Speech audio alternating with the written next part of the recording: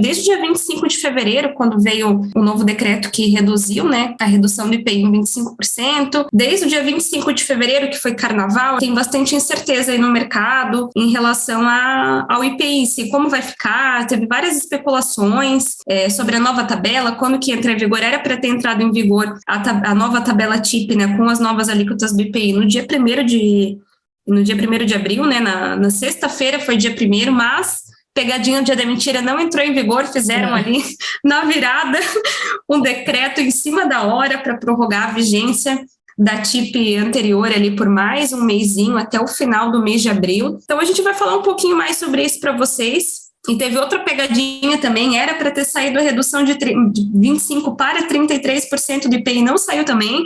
Só pegadinha, né? Só pegadinha. Dia da mentira honrou o nome dele, né? Aconteceu muita coisa dia 1º de abril e a gente vai conversar um pouco mais com vocês sobre isso hoje, até porque o IPI ele é um tributo que impacta diretamente no ICMS também, né, Tuane? Na precificação das empresas. Sim, Amanda. Na verdade, assim, né?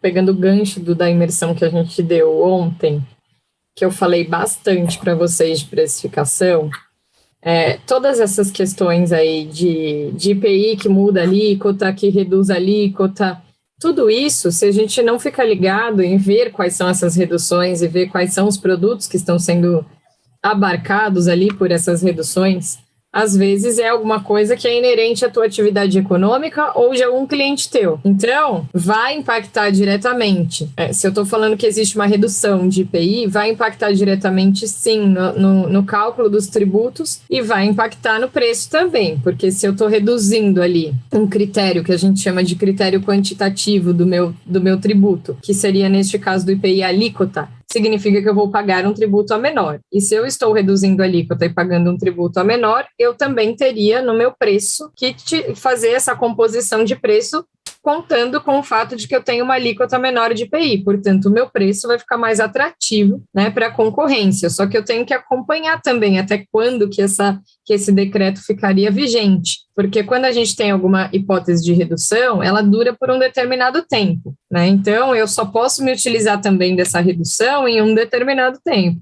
né? E tem muita gente, que nem eu falei ontem da tese do século, lá da exclusão do ICMS na base de cálculo do PIS e COFINS, porque eu tenho um cliente que até hoje não atualizou o sistema. Então, pensa, a pessoa vai ficar lá tendo um crédito para sempre, porque já mudou essa questão da base de cálculo. Então, na verdade, eu também já tive uma redução da minha base de cálculo e deveria ter reduzido também o custo do meu produto e colocado isso no meu preço. Eu deveria ter feito essa atualização. Então, eu estou fora do mercado também. E pode ser que eu nem seja mais uma pessoa tão competitiva em questão de preços, porque eu não estou usando a regra que está sendo utilizada agora. E a mesma coisa vale para o IPI, né? Tive redução, teria que ter aí um ajuste do meu preço também, né? Então, nesse período de redução, já que eu teria que usar isso como um benefício, né, para a minha atividade ali.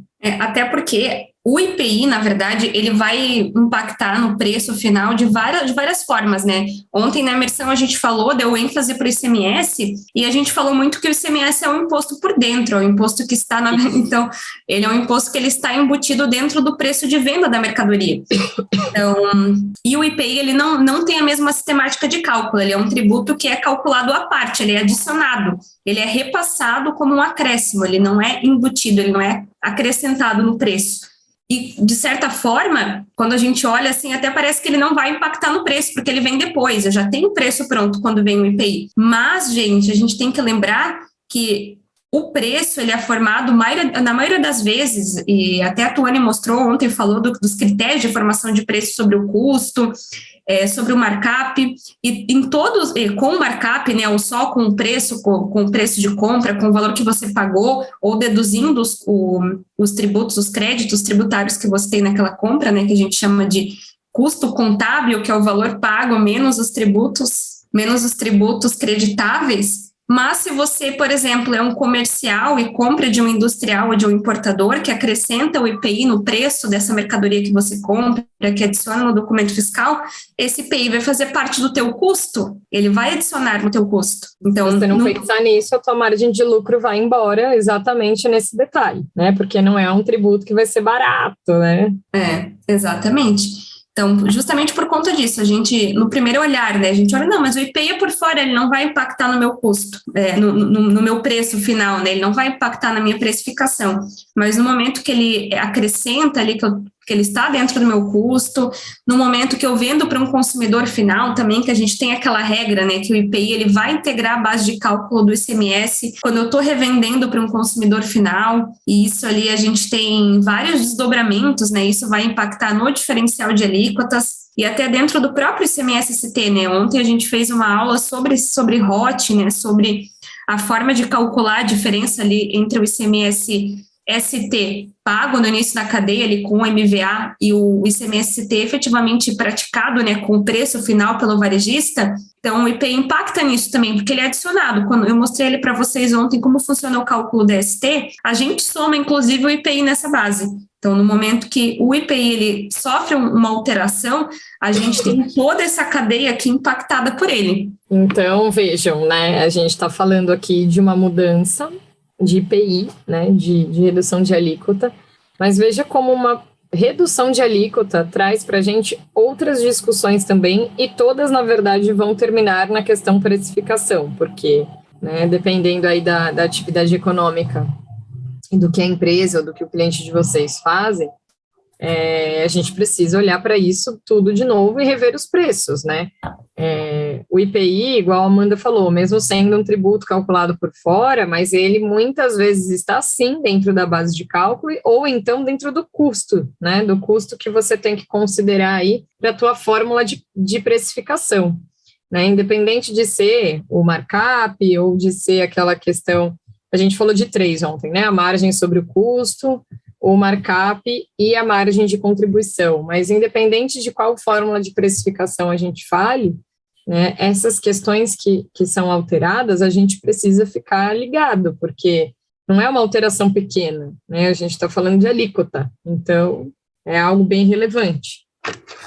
Assim, e uma dúvida que eu recebi muito, assim, claro, a gente tem a questão do NCM, que alterou o código em si da classificação fiscal daquele produto, e de sexta-feira para cá deu um verdadeiro caos, né, porque o sistema estava preparado para aceitar só as novas NCMs, mas acabou prorrogando a vigência, foi lá para frente, e aí o sistema já estava pronto, mas daí prorrogou em cima da hora. Então, eu até vi uma colega postando, olha, gente, emite a nota fiscal como seu coração mandar, e depois a gente vê como faz. Isso, inclusive, é outra coisa, né, Amanda? Você estava falando aí, vou pegar teu gancho rapidão aqui da classificação fiscal, que eu também falei bastante ontem na imersão, né? Se a gente não olha também para as mudanças que a gente tem lá nos NCMs novos, ou em alguma mudança que faça em algum que já tenha, e a gente deixa de classificar esses produtos da maneira correta, a gente também vai precificar incorretamente, porque a gente também vai deixar de levar em consideração uma série de tributos que poderiam estar envolvidos ali dentro da operação de venda. Aí eu falo de um DIFAL, falo de um ICMS substituição tributária, que a gente sabe que não são todos os produtos que tem. Então, quando muda a classificação fiscal, é importante, não só quando muda, mas é importante também você saber se você está classificando o teu produto da maneira correta, para saber se você está realmente considerando todos os tributos envolvidos na operação, né? Senão depois você vai tomar ainda uma autuação. Assim, ó, eu vi muita confusão, assim, sobre a questão, porque a tabela TIP, ela está vinculada diretamente ao IPI, né? A tabela TIP é a tabela do IPI. E a gente teve uma alteração no sistema harmonizado, na classificação fiscal das NCMs, que saiu no ano passado, na resolução GSEX, eu acho que 271, algo assim. Então, já saiu ano passado. A classificação fiscal das NCMs. O que entrou em vigor, o que está em discussão agora, que prorrogou, que não prorrogou, é a aplicação das alíquotas do IPI. Então, a gente teve um cenário que tinha uma TIP lá de 2016, uma tabela do IPI lá de 2016, com as alíquotas de 16, e sempre anda meio que junto, porque a tabela do IPI é vinculada ao NCM. Mas o NCM, ele já foi alterado pelo sistema harmonizado já no ano passado. Então, se você vai importar uma mercadoria, segue a regra da aplicação da GSEX 271. A SASC até mandou aqui que o decreto nem vale mais, é a 271 mesmo. A gente trabalha muito com importação, eu trabalho muito com importação, eu orientei todo mundo, gente, já utilize a GCX 271. Para poder classificar, porque imagina, quando da entrada do produto, até nesse comunicado que a Receita emitiu, até a título de curiosidade, foi dada uma possibilidade de você alterar as informações dos produtos que seriam registrados, que não estavam registrados ainda em importação, dentro do sistema, para você fazer a alteração dos produtos com importação em andamento, da classificação fiscal nova. Então, porque imagina, assim, você fazer a entrada da mercadoria, a importação está em andamento, e quando desembaraça a mercadoria já está valendo a regra nova, então você já pode fazer alteração dentro do sistema. A própria Receita emitiu um comunicado bem completo sobre isso, e eu recebi bastante dúvida, assim, então, o que eu vou fazer, assim, a confusão da TIP com a NCM vigente.